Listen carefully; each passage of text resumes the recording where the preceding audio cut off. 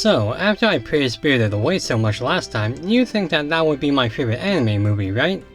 Actually, no. While Spirited Away is a breathtaking film with wonderful characters, story, animation, and music, Satoshi Kon's Millennium Actress is an ethereal experience that showcases the triumph Japan has achieved in animation and storytelling. In my humble opinion, anyway. It's not a big story, nor a really thought-provoking one, or at least in comparison to Spirited Away. But it is a story that lends its creative eye to the retroactive aspect of remembering the past, and telling a story that needs to be told. And thank God it was told. Two documentarians interview a retired actress, Chiyoko, where they hope to gain insight on the bankruptcy of a famous studio. Chiyoko, now an elderly woman, begins to tell them her life story on how she became an actress after they return a long-lost key to her.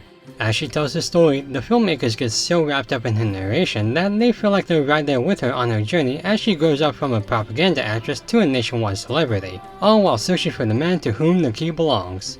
I'm not sure if I've seen a movie resonate so much with me on first viewing as much as Millennium Actress. I was definitely at the right age when I first saw it. I was in my third year of college when I was still trying to figure everything out, and I popped the movie in randomly in between doing homework for other classes, and not a lot of homework was done that time. It's a beautiful experience with Kon's mark all over it. It has his general comedy, mystique art style, his soothing and subtle storytelling, and yet it truly feels like a fantastical journey any big-name studios like Ghibli or Disney could do. What's really special about the film is how toned down it feels as a Kon production. Most of his work is heavily reliant on bombastic visuals or a hefty atmosphere, where those elements take in the driving emotional pull. But this one's more contained, as it's more about settling into a journey of discovery rather than an impactful flash-in-the-pan experience. Take Perfect Blue for example. That movie centered on a singular but booming point of paranoia and fear, which is presented in both a consistent and irrational sense, and that works for the plot because that's what it's supposed to be. For Millennium Actress, we're guided around various moments in Chiyoko's life and career to gain an understanding of her entire being as a person. It's simple, but effectively charming and wondrous that you get wrapped up in Chiyoko's story without a second thought, lending to the credibility of the filmmakers being in that same point of view. Chiyoko is just an understandable character on all planes of generations. The brilliance of Chiyoko is that she hits those resonating notes in numerous facets of life, all told from her perspective not as characters in her films, but as people in the experiences. Like when as a teen playing in a feudal drama, she's willing to go the distance to reach her own goals so that she can meet the expectations of someone important to her through that role. As an adult, she's a professional worker who does inevitably get burnt out of life and knows her boundaries. And as an elder, she's a kind but melancholic soul who feels that her story needs to be told for the sake of her own revelations. It also helps that Chiyoko is just a genuinely likable character who takes kindly to everyone until they start pushing her beyond what she's willing to take. The addition of the two filmmakers following Chiyoko's memories as if they were actually there is a smart move, as they can add context or atmosphere to the scene and give the general reactions to the situation that helps motivate the meaning of her stories. Of course, they do serve as comedic foils, but for the most part, they act very naturally in the environment, interacting with the scene and characters as if they were actually there, adding on to that believability.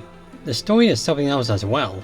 Without giving too much away, as Chiyoko's career furthers, there's this fleeting sense of forgetting something important, as if a cruel sense of irony and existentialism markers both Chiyoko's emotions and the documentarian's drive, of which don't necessarily have a happy ending, leading to the purgatory of having a career as a star without the reason, which eventually makes it all the much better when Chiyoko does finish her story as the retired but unfulfilled actress she is.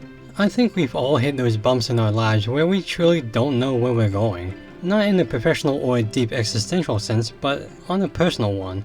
Am I who I'm meant to be? Is my path the one that will fulfill me? What does fulfillment even mean to me? What will it mean to me in the distant future? The movie tackles this line of questioning by proxy of Chiyoko's telling of her life in this unique pattern of encapsulating her mindset on camera applied to her actual emotions in person. And in that way is a periscope into how nostalgia and memories do reflect on us and how they shape our outlooks. It's simply a beautiful, ugly, sweet, harsh, funny, heartbreaking, endearing, soul-crushing talk between one of Japan's lost treasures and the filmmakers who discovered the tragedy of that treasure firsthand. It's one of animation's most underappreciated works, but perhaps it's fitting like that. Now if I had to really nitpick, I'd say the English dub isn't particularly good. It's not bad, but there are a lot of strange inflections by the actors or oddly pronounced words here and there, and it all sounds restrained, which shouldn't be the case in the emotive moments of the film. which is a lot of it. Plus, some of the animation's not fantastic, though to be fair, it doesn't distract too much from the feel of the scenes. Regardless, Millennium Actress is my favorite anime movie of all time because of how its cruel but gorgeous storytelling, point of views, and enduring retrospectives shape how I myself see where I'm heading in life. Why am I doing this? What is the point of it? How would this look from someone else's point of view? It's just brilliant. In my opinion, it truly is a masterpiece that needs more recognition, but at the same time, it doesn't need that fame either. Go ahead and take the time to be told a wonderful story. I always take that chance.